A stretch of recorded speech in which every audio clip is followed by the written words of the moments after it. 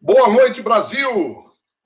Está no ar mais um programa Papo de Jaleco, nesta terça-feira, mais uma terça-feira gelada aqui no sul do Brasil, dia 22 de agosto, o inverno não quer saber de ir embora.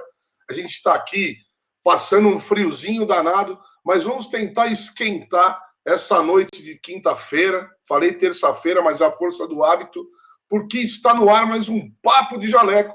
E hoje nós estamos especialmente numa quinta-feira, devido à agenda muito complexa do nosso convidado. O nosso convidado, que é muito especial, um convidado, dá para a gente dizer que é um convidado de honra. E ele está comigo hoje, nesse Papo de Jaleco, para a gente bater um papo sobre o 6 Sigma, que é uma ferramenta muito utilizada na indústria, e em vários setores já, para a questão do controle da qualidade, da gestão da qualidade, dos processos, que é uma das maiores autoridades no mundo nesse tema, que é o doutor Sten Westgard, que está comigo hoje aqui. Eu vou fazer aqui uma breve leitura do currículo dele.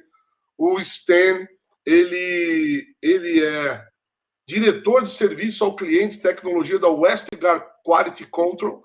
Em outras palavras, é o principal investidor da empresa. Ele mesmo diz que se ninguém mais tiver tempo para fazê-lo, ele provavelmente o fará. Ele ajudou a editar e contribuiu com vários livros de controle de qualidade, incluindo práticas básicas de controle de qualidade, validação de método básico, sistemas básicos de gerenciamento da qualidade, controle e design Six Sigma, análise de risco Six Sigma, regras finais, etc. Hoje ele é membro adjunto da Faculdade de Ciências da Saúde da Mayo Clinic em Rochester, Minnesota, e membro adjunto do corpo docente da Universidade de Alexandria, no Egito, membro do corpo docente visitante da Escola de Medicina Kastruba, da Manipal University, Mangalore, Índia, e professor visitante honorário da Universidade de Yaotong, em Xangai.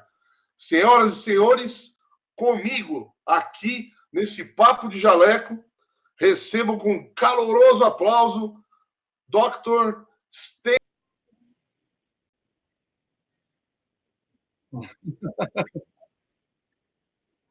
Boa noite, Caio.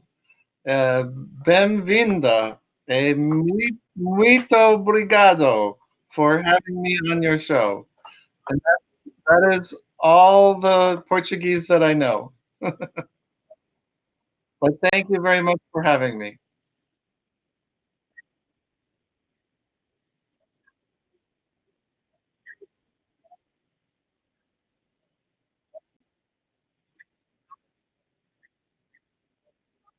Mm-hmm.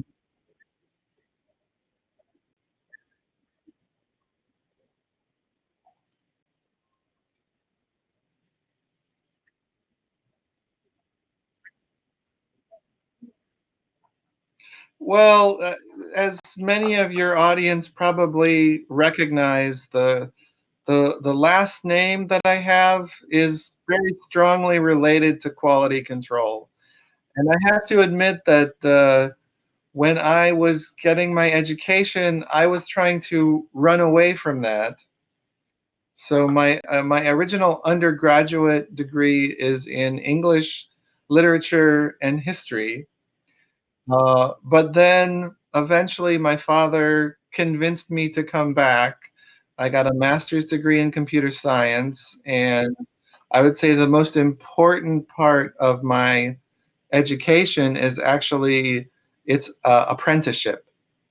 It's, I've spent 25 years working with my father and learning from him all about medical laboratories. Uhum. Vocês devem ter entendido, né, que ele diz que é difícil não ter entrado para esse meio do laboratório devido ao sobrenome extremamente pesado que ele carrega com ele, e que, embora ele tenha feito a graduação dele em História, o pai dele acabou convencendo ele a fazer uma pós-graduação, fez uma pós-graduação em Ciências da Computação e acabou entrando, então, no mundo laboratorial, obviamente induzido pelo pai, que é uma lenda viva das análises clínicas, né? Então, so continuing, our first question is easy to you and hard to us. What is Six Sigma anyway? Could you talk to us about this quality tool? Mm-hmm. Well, there are two ways to think about Six Sigma, and one of them is to think about it as very complicated. But the way that I'm going to try and teach you, and the way that we work with clinical laboratories, we work in a very simple way of using Six Sigma. Mm. The original Six Sigma, which came from General Electric and Motorola, that has it's a huge set of techniques, and it includes those very colorful positions, like you have your black belt and your master black belt and your champion. You know, you have all these colorful titles. When you do Six Sigma the Westgard way, we don't give you any belts. Okay. We can tell you it's a tool. It's like any other tool. It's just a calculation. Mm-hmm. And just focus on, there's a few variables, input your data, you'll get out a Sigma metric. I think in clinical labs we have to use the white belts, no? Because the white coats and white belts. Yes, you're in the white lab coat. It's hard to put a black belt around that. It doesn't look fashionable. So strange. So, why is Six Sigma interesting for clinical labs? And how can a clinical lab can start a Six Sigma program? Mm-hmm. Well, I think one of the reasons why Six Sigma is interesting not only to clinical labs but to really any business is that when it was first started, the labs that achieved this level of Six Sigma, they found themselves highly profitable. They found themselves at their peak efficiency. They also had reduced all of their errors. They had very happy customers, and whatever they were doing was at its most effective. And certainly in the laboratory, we are in an era, no matter where you are in the world, of pressure. We have to be more efficient. We have to put out more results, and we can't compromise quality. So Six Sigma is a proven technique that allows you to do that. It allows you to maintain a high level of quality, but become more efficient. And then when you see it combined with the technique of lean, it also can actually speed things up. And then if we want a lab to start Six Sigma, again, there's two approaches. If you want to do the complicated Six Sigma, probably what you need to do is you're going to hire a consultant. You're going to find some black belts or master black belts that either are laboratorians or you bring them into the lab. I'm not saying that that's a bad approach. It's a more expensive approach, and it's a longer approach. The one thing that would be advantageous about bringing in that more complicated Six Sigma approach is that you can apply Six Sigma on really any business process, any lab process. Now, the more narrow Westgard Sigma application really focuses on the analytical quality. So we're talking about how good is your test result. Mm-hmm. And of course, that is our core task, is to figure out, are we generating the right answer? How many times are we generating a false positive or a false negative? How can we reduce the number of times that we're generating false positives and false negatives and errors? And it turns out, if we apply Six Sigma, what we've seen in labs that implemented, they get a real savings. I mean, not only do they keep their quality very high and their test results very reliable, but they can dramatically lower their costs. They don't have to buy as many controls. They may not have to run controls as frequently. They may not have to recalibrate as frequently. And then the QC techniques that they actually implement, So when it comes to statistical QC, that can also be dramatically simplified. And ironically, for labs that achieve Six Sigma with their analytical tests, for a lot of those tests, you no longer need Westgard rules. So the Westgard rules that we have promoted for almost 40 years, when you achieve Six Sigma, you don't need the Westgard rules anymore. The test is so good, the performance is so good, you can push your limits out very wide. And that means fewer rules to think about, you have fewer outliers, you don't have to repeat controls, you don't have to recalibrate, you don't troubleshoot as much. So that turns out to be a gain in time. So technologists do not have to spend so much time chasing these errors, which are, in a way, they're effectively illusions of errors. They're not real clinically important errors, but we're triggering on something that's too sensitive. And we can reduce all of that when we use this tool of Sigma metrics. And to start the program is hard, or what depends to start the program?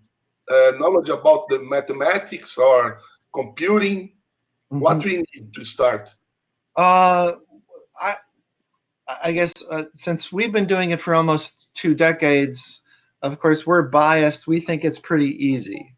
But when I work with laboratorians, usually they need a couple hours of training at least, and I'd prefer them to either take a course or read a textbook or get maybe a full day workshop before they're really ready.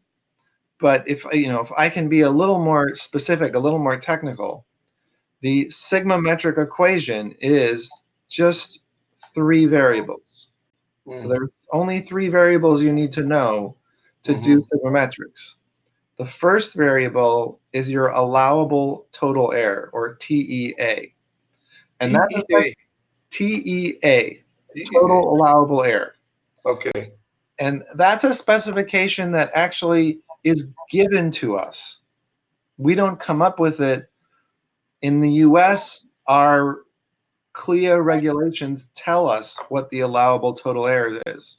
Either the government tells us directly, or a group like College of American Pathologists, CAP, they will say, this is how good you need to be. And so, essentially that's saying, here is the target. This is how good your test needs to be. You need to hit that target. And again, I'm telling you the U.S. Sources of total allowable errors. There are many other sources. There are what are sometimes called RICOS goals that are biologically based. That's based on within subject biologic variation studies. And so we can more scientifically derive how good should your test need to be in order to really be synchronized with the way the body handles that particular analyte. That's the first variable. It's something you look up. Okay, and we at Westgard, we try and put up all the different sources on our website. So you should be able to go to our website and find, here are all the different choices, and here's the one that the Westgards recommend. So, in some ways that work is done for you. You just have to look it up. The next 2 variables, those are performance. And this is data that you already collect. So that's one of the reasons why it's actually really advantageous of a laboratory to do Six Sigma, because you're already collecting this data. Ever since you opened your doors, you have been collecting performance data on your assays. And now we're just saying, leverage that so that we can understand Six Sigma. So the 2 variables we need that are performance, one is CV, the coefficient of variation, and precision. And then the second is bias, or you could say it's your trueness or your accuracy. So again, you are actually, if you're an ISO lab, it's mandated that you measure this on all of your tests. Mm-hmm. Imprecision is dead simple, right? Because you're supposed to run controls. You need to run controls, and those controls tell you this is the precision of the method. So that's variable 1. Variable 2, bias or trueness. Well, we're supposed to take part in external quality assessment, EQA. And for every test, we have to be in an EQA program. The difference between what the EQA program says and what we actually get, that's our bias. That difference is our bias. Now, there are other ways to determine bias, and some of these other ways may be more convenient and more frequent. You might be in a peer group program, and I would, not to mention brand names, but Biorad Unity is a peer group program. Mm-hmm. That will generate a peer group mean, and then you have your mean, and again, that difference is your bias. If you don't have a peer group program, if you don't have the EQA results, a third way to figure out your bias is to use an assayed control. So this is a control that comes in and it's got a target value. It says this is the mean that we expect. And then, of course, you have an observed mean when you actually run it, and that this difference is your bias. Mm-hmm. So there are at least 3 ways to figure out your bias. And again, we have a very simple way to figure out our controls, and we look up our allowable total error. And so we have the 3 variables we need to calculate sigma metrics. So if you can collect that data for 3 variables, you can do a simple sigma metric. Collecting is very difficult. No? What? To collect the dates, the databases is very important, no? Yes, that certainly. To have a useful sigma metric, you have to have it built on the right data. Mm-hmm. And typically we recommend you want about 3 months of imprecision. And if you could get 3 months also of your EQA or your peer group, you want a longer term assessment of bias. The allowable total error, again, is a simple lookup. So there are ongoing debates, and there will be future debates about which allowable total error, which target we're supposed to hit. We certainly at Westgard try and guide people to what we think are the most practical targets to hit. But I think once you get over the hurdle of realizing it's a calculation, then assembling that data may not be too difficult, because some of it is just historical. So you don't have to start today and collect a new set of data. You can look back. You can look back a couple months and accumulate, what is your past performance, and look at that to give yourself a sigma metric. The consequence of the sigma metric is more interesting than the calculation. Certainly we could find out, we have a 6 sigma. So what? If we have a 6 sigma, do we just, we go out, we have a drink, we celebrate, pat ourselves on the back, but we don't do anything. Thank you, guys. Yeah, we say thank you, but we don't change anything in the lab. Then we're wasting our money. We're wasting our money. What we want to do is take that sigma metric, and then we want to turn it into action. And I mentioned this earlier, but once you find out your sigma metric, that changes how you do QC. It changes the rules. It changes the controls, the number of controls. It can even change the frequency of controls. So you might run less QC with fewer controls and fewer rules. That's a savings in a hard dollar savings in control materials. It's also you'll find a soft dollar savings in the amount of time. Some of the labs that we've worked with have been able to save, $50,000 a year in reduced control costs, hundreds of hours of saved tech time. really It's opens like up. a line production, no? Like an industry. Yeah, yes. And again, Line. Six Sigma is from industry. And one of the reasons it's so attractive to many labs is labs are becoming more industrial. Yes. We have a much bigger volume. And what about the little labs or medium labs? It's I good still too? think that every lab can benefit if the labs are doing lots of control rules on all their tests. I think it's good to examine the sigmametrics and see, can we reduce the amount of QC that we're performing, and can we reduce the rules we're applying? Okay. Because even if we can't, maybe we can't do a big reduction of the number of controls, but the number of rules could go down, and we'll see fewer outliers. For a small lab, for a medium-sized lab, all the outliers, all the alarms going off, that's a real frustration. And we could still reduce that, and that would be a useful outcome for those labs. So it's good for all. Well, I won't say it's good for all, because I have come across labs where if you're performing terribly, if you're not doing the right thing on your instruments, you will get a bad sigmametric. And that sigmametric will say you need all the Westgard rules, and you need not 2 controls a day, you need 8 controls a day. And you should be running your controls every 50 patients, not every 1,000 patients. So if you're doing a really terrible job, the sigmametric will tell you and give you a set of actions that you may not be able to afford. You might essentially say either you have the wrong instrument, you have the wrong staff, or maybe you should consider a different career. Like this, maybe running a lab is not appropriate given your performance. Yes, sure.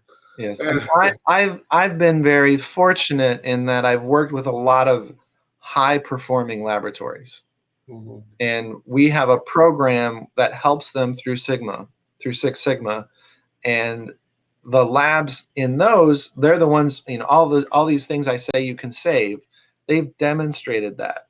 They've saved money, they've saved time, they've been able to really increase their productivity and efficiency. And it's really, for me, it's really rewarding to see tools benefit the lab and benefit the patient.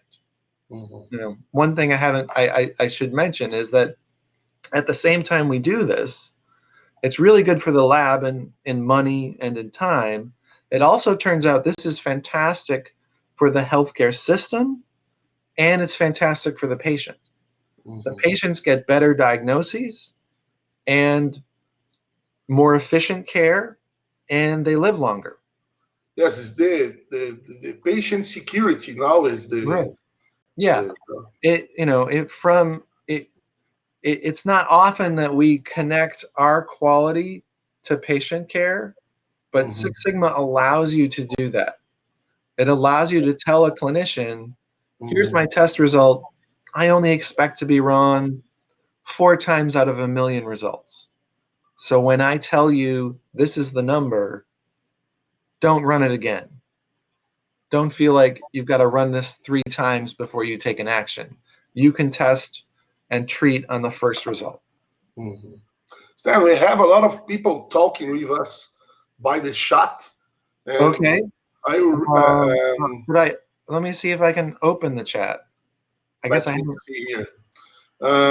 Temos aqui, vou dar uma boa noite especial aqui para a Daiane, Della Bianca, o Dário, boa noite, direto de Teresina, Piauí. Quem mais? A Beni Cristo, Adriana Furtado, Keila Silva, Daiane Penteado, quem mais? Rogério Fernandes, aqui de Pouso Alegre, Minas Gerais. Helder Fortes, boa noite, Caio. Parabéns pelo programa. Helder, você é sempre um grande parceiro. Obrigado pela tua presença aqui com a gente. Fernanda Prudêncio. O Helder, para quem não sabe, é o responsável aí pelo grupo ACB, o maior grupo de WhatsApp do Brasil, né? Valéria Lobson, boa noite, Laboratório InLab de Cerqueira, César, São Paulo. E a Daiane está perguntando, é um comentário, deixa eu ver, I believe we collect these data every day in our routine, but we are not capable to analyze these data according to 6. Ah, tá. Stan, Daiane. Kyle. Daiane is talking with us. I believe we collect these data every day on our routine, but we are not capable to analyze these data according to Six Sigma. And Kelly is asking to you, do you believe that a Sigma metrics is related to instrument quality? Okay, so there's two questions. So the first is, are we capable of doing sigmametrics? And I would say in some ways you are right to say it's not immediately implementable because it's not built into the instrument. The instrument does not automatically tell you the sigmametric. Some peer group programs do now tell you the sigmametric. So you actually don't have to do any work. They will spit out, they'll say, by the way, here are your results and here's your sigmametric. So that informatic part where the metric is done automatically for you or it's integrated into instrument operation, that is coming. We see more and more of it in the last few years. And I expect, the more companies I'm talking to, the more I see that it's going to be integrated. So while you're waiting for that, a lot of what we do ends up being on a spreadsheet. And, a spreadsheet is pretty capable of handling an equation that just has 3 variables. Okay. So, and on our website, we have tools you can download for free that will take those 3 variables and give you the sigmametric and even plot it graphically. We have a download called Westgard Sigma Rules that also tells you if you know your sigma, here are the rules, here are the controls, and here's the frequency. So it'll give you all the different outcomes of using sigmametrics. Now, the second question, is sigmametric related to instrument quality? Yes and no. Yes and no. Yes. If an instrument is engineered very poorly, no matter what you do in the lab, you will not improve the sigma. And also, if you have an instrument that's engineered for 6 Sigma, but then you bring it into your lab and you don't calibrate it and you put in the wrong reagent, you'll take that 6 Sigma and you'll bring it down to 0. But let's take the extreme examples out of the picture and talk about if you're a decent sized lab and you're looking at the landscape of possible instruments, it is a good idea to get the performance data and evaluate the sigmametrics of the different instruments. That is possible. We have done papers in the literature where we've made that assessment. So have others. So, on our website, there are more than 100 different examples of labs and instruments being benchmarked for sigmametrics. So that is possible. And I always encourage labs considering a new instrument, get data from other labs that are using the instruments you're thinking about. I hesitate to say just ask the manufacturer, because every manufacturer will say, oh no, we have 6 Sigma. We have it. Yes, 6 Sigma. Of course we do. But most manufacturers may not even understand what 6 Sigma quality is. They're willing to say it, but they don't know if they actually have it. Better to look at a real world lab running that instrument, ask to see their performance data. You could make then you can make the calculation. The manufacturer isn't involved, and you have an independent assessment of that instrument. And it is important because if you think about it, if you buy a 3 Sigma instrument you have a lot more QC you have to run. You'll see many more outliers. You'll spend more hours, hundreds of more hours working on that instrument. If you get a Six Sigma instrument, it's a lot cheaper to run. You will be bothered a lot less by that instrument. You know, that's an instrument where you won't spend a lot of time having to, you know, nurse its problems. If you have to spend the time, you have to spend money too, I think. Right. You'll do both. Deixa eu ver se tem mais alguma pergunta aqui. Vamos ver. Alguns comentários. Não tem mais nenhum comentário. Ninguém quer fazer mais nenhuma pergunta para o Sten. É uma oportunidade sensacional. Estamos aqui com 20 horas e 30 minutos, já partindo para o final do nosso Papo de Jaleco Internacional especial aqui. Eu também acho, Kelly. Sten, Kelly said, I think you should come to Brazil to conduct a hands-on workshop. I agree.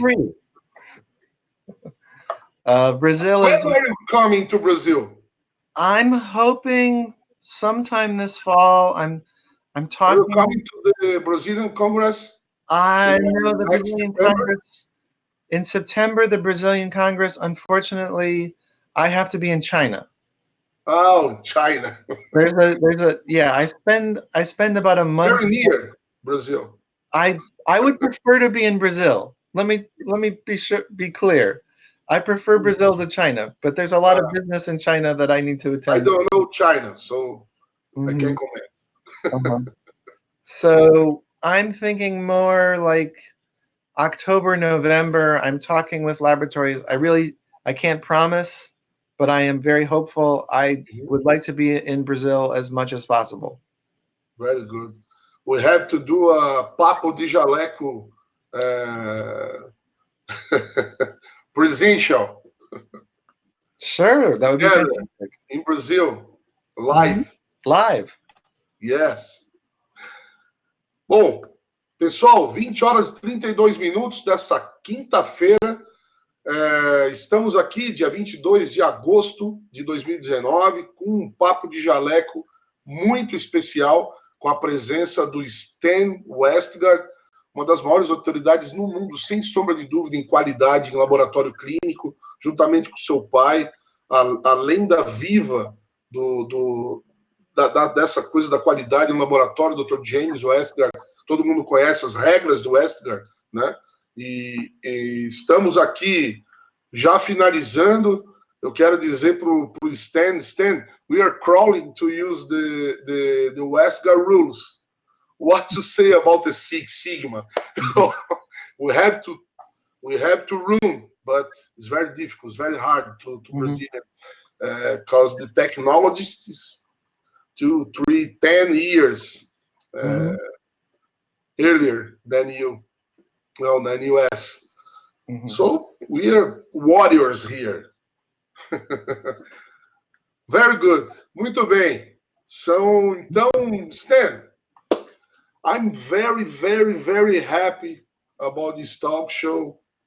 And I'd like to thank you very much for found some space in your schedule and have been here with us tonight. And I hope you can back to Brazil as soon as possible. And thank you very much. And if you could give us just one counsel, what would be? Just one. Just one. Well, if I had a very technical piece of advice, it would be stop using 2 standard deviations as your quality control rule. If you're using 2SD as your QC limits, you're generating a huge number of false alarms. And instead, move towards something like Westgard rules or Westgard Sigma rules, which are even better. And then if I had something a little less technical, it would be think about Six Sigma, learn about it some more, get comfortable with it. It is part of your future, and the best part about it is it makes your life easier, it makes your lab more efficient, and it helps your patients get the right results the very first time. Excellent. And Sten, thank you very much. Muito obrigado. Thank you for having me. Muito obrigado você também. Thank you. Thank you very much. Ladies and gentlemen, Dr. Sten Westgard. E você que está conosco aqui até agora, 20 horas e 35 minutos, já passamos aí 5 minutos dos 30 minutos de programa que a gente está se propondo a fazer, até porque esse convidado é mais do que especial. Eu agradeço imensamente a presença de todos vocês e também de você que está assistindo esse programa gravado aqui pelo canal Papo de Jaleco do YouTube. Muito obrigado pela presença de todos. Um grande abraço a vocês. Um excelente final de semana e a gente se fala no próximo Papo de Jaleco. Valeu, pessoal. Obrigado, boa noite e até lá. Tchau, tchau. Boa noite.